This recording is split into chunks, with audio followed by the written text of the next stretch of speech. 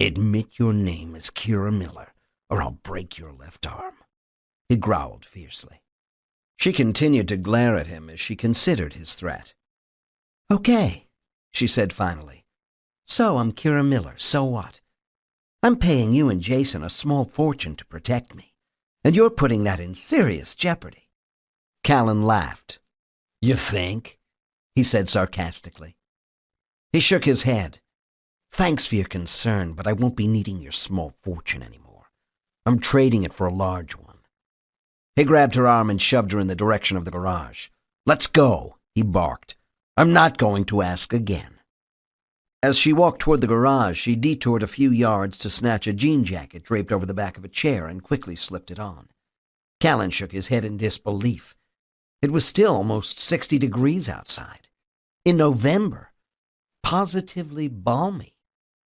Callan had lived in Chicago much of his life, but he knew that after only a few years of being spoiled in the paradise climate of San Diego, the pathetic residents became hypersensitive to cold. As they reached the door that led to the garage, she turned around to face him, looking as though she wanted to ask a question, her right hand now buried in the coat's right pocket. Callan reacted instinctively, twisting away from her before his conscious mind knew why, just as a small-caliber bullet tore through her pocket and dug a shallow 5-inch-long groove across his stomach.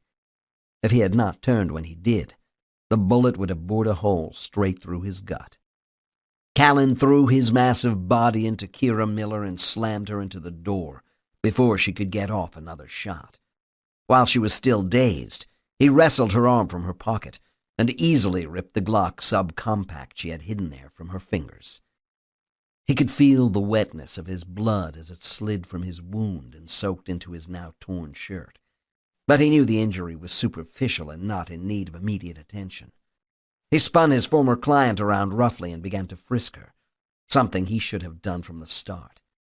He had assumed she was content to leave security to her 2 hired mercenaries, but it was clear she had taken additional precautions of her own.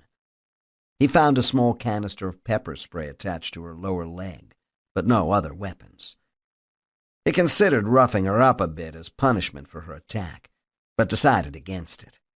If he injured her, she would be more difficult to manage, and it was his carelessness that had allowed the attempt anyway. Besides, he had made certain she was all out of surprises.